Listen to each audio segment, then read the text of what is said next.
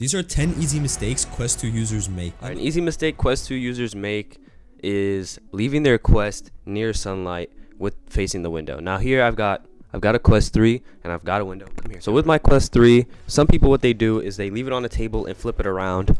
And they flip it around, letting the sun hit the lens. Now you don't want to do that because that's going to create something called lens burn-in. Now lens burn-in is pretty much a burn in your lens that will never disappear, and there's nothing you can do about it. Now if you want to learn how to prevent something like this, I would get something like this VR cover that I used on my old Quest 2 right here. I just place it inside. Come here, camera. I just place it inside like that, and you're good to go. You're thugging out. Another one is charging your Quest to 100% and letting it die to 0%. If you ever need to charge your Quest, never charge it to 100%. It creates stress on the battery and it makes the battery very hot, which also makes the battery worse over time, and that's the ruling for all batteries. It doesn't matter if it's your phone, your Nintendo Switch, your Apple Watch. You also aren't supposed to let your Quest die all the way down to 0%. That's also going to do the same things. Instead, you want to keep this rule that I use, and it's keeping your headset between 80 to 20%. In between that range, don't charge it past like 80, 85, and don't let it get below 20%. It doesn't have to be exactly 20% or 80%. As long as you stay within that range around there, you're good. At the end of the video, we have the biggest and easiest mistake Quest 2 players overlook. You have to see that. Another mistake Quest beginners make is not playing in big enough spaces. Right now, I am laying in my play space, and as you can see, it's perfect enough for me. If you're playing in a really small space where if you lay down, you can't fully extend your arms and feet like I am, then you're playing in too small of a space, and you're going to see your Guardian pop up every 3 seconds. Also, make sure you get a small carpet to play on, a round rug under me. I don't have one. It's okay because I'm cool and you're not.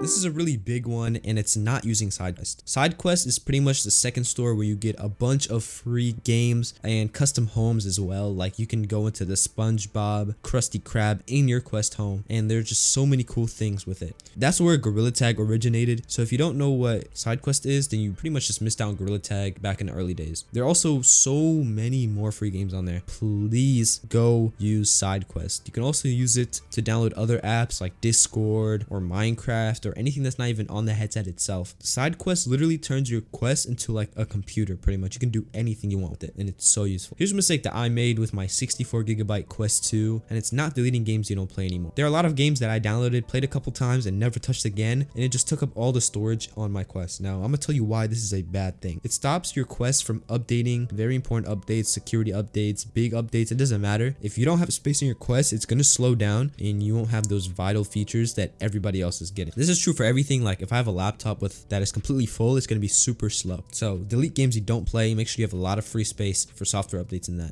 Next, I want to talk about another mistake, and the biggest one, in my opinion, is using this doo-doo garbage head strap. This head strap is complete garbage. I mean, let me sit in this chair because it's serious. Okay, this head strap is absolute, utter garbage. I play VR for 30 minutes and it's like my head is caving off of my dome, my Dimma dome. This thing is absolute complete trash. I don't know why they sold this with the Quest. I mean, it's absolutely horrible. This is the worst thing I've ever used in my entire life. And a lot of people, they just get the Quest and they leave it at that. What I did was I took the proactive measure and I got a head strap for my Quest 2. This is honestly the best thing you can ever get your hands on. I mean, the Quest head strap like this, you can get them for really cheap, like 25 bucks. I got mine for like 40, which is a lot. You can find them on sale right now. It's Black Friday or it's Thursday, it's Thanksgiving. One thing I do recommend for you guys is not to buy the Elite strap from Meta, right? It's a complete utter waste of money. It's too expensive. They just break way too easily. Everybody's strap breaks, not mine though. Wink wink.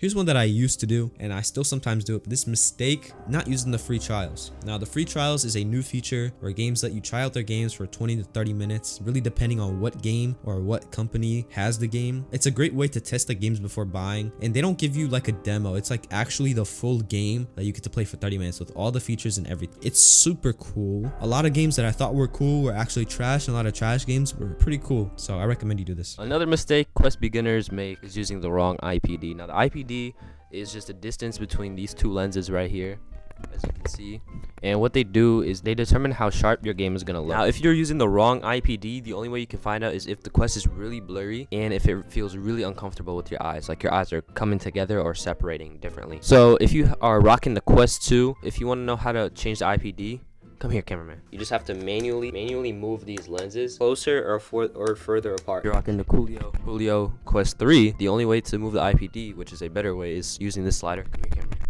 Show them the slider. That's the slider. You just rotate it in left or right. When you have the headset on, it tells you what number you're on, and you just keep going till it feels comfortable. Here's a big one: not using game sharing. What is wrong with you? Game sharing is when one account on the headset has all the games, and then you add another account which shares all the games from the main account. Let's say I have Pavlov on my headset on my main account, and I have a brother who has a different account on the same headset. He can get Pavlov for free because I already had it before. You know what I'm saying? This is great if you want to share games with people in your house with the same headset or multiple headsets, or you want to share that lives far away from you so you both can get the same game, because Quest games are so freaking expensive. Like, it's like $30 for a beat slashing game. Are you serious? Pavlov costs money since when? You know what I'm saying? Things in that. And finally, the biggest mistake I want to talk about is not using hand tracking. And hand tracking is a feature where you literally use your hands inside VR, like without the controllers or anything. You can use it to scroll through menus, and obviously, in my opinion, it is clearly the best feature on the headset. Ever since they introduced this feature, I've been using hand tracking nonstop. If I'm gonna put on my headset and do something small like download a game or send a message or whatever, I will do it with hand tracking. And I see a lot of beginners take those big look for their controllers, take the time, instead of using an amazing feature like hand tracking. Hand tracking works amazing on both the Quest 2 and the Quest 3. It works much better on the Quest 3 with pass-through, color pass-through, and the cameras and depth sensor, but it is just the greatest feature. And then there are a bunch of games that support hand tracking. There aren't a lot. There's a finger gun shooting one, there's hand tracking lab, there's this one on the screen right now. Clearly the best. If you guys enjoyed this video, let me know. Watch whatever's on the screen.